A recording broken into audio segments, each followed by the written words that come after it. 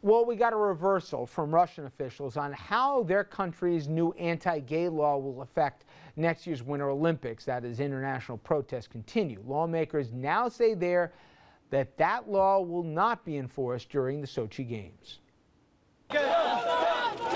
As anger and protests intensify over Russia's new anti-gay law, which makes it illegal to speak about homosexuality to children or to display a rainbow flag in public, the country is now reversing its decision over how those laws will be enforced during the upcoming Sochi Winter Olympics.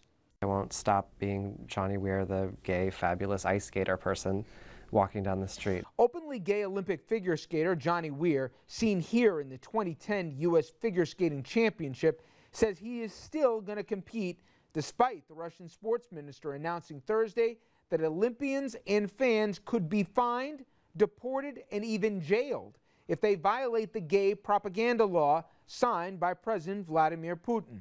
Now, a top Russian lawmaker says the law will not apply to Olympic participants and guests. The Olympics is a major international event. Our task is to be as politically correct and tolerant as we can be, end quote.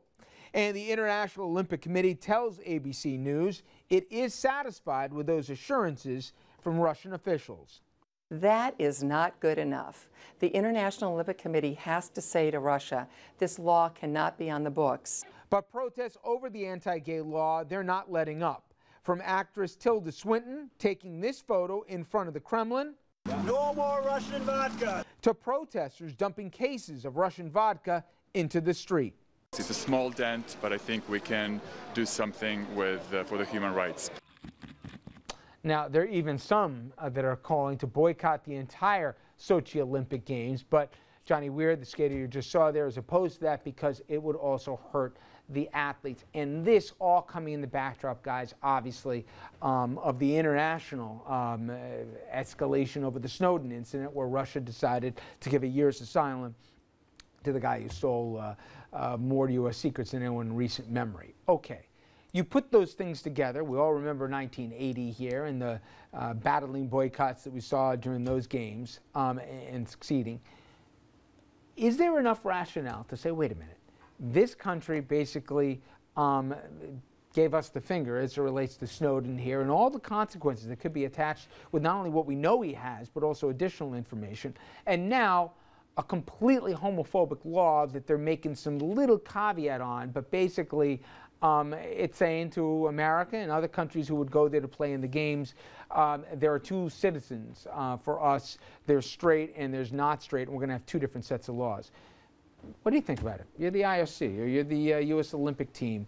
It's that double-edged debate here. What's your message? Here's what I would say. Have the U.S. participate in the Olympics. We want to hurt the athletes and their business from this, and their future.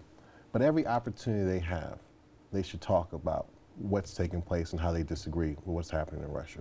Because millions of people will be watching around the world. I think that's the best way to do it. I'm for boycotting. Now, that would be my second choice. But I think we have a very serious issue here, and not even the Snowden element. Russia has been on an anti-gay bent for a long time. When Putin was first reelected, they put a gay band in jail with really no cause for playing a protest song at the Kremlin. When Madonna was in Russia on her concert tour, they threatened to arrest gay Madonna fans and Madonna herself for promoting a gay rights message. If these laws were against any other group besides gays, against blacks, against Hispanics, against certain kinds of Europeans, it would be unacceptable. And for some reason, to a lot of the world, including apparently the Olympic Committee, it is acceptable. And I don't know why. Amen. I agree. I mean, I understand your point, and I agree don't hurt the athletes.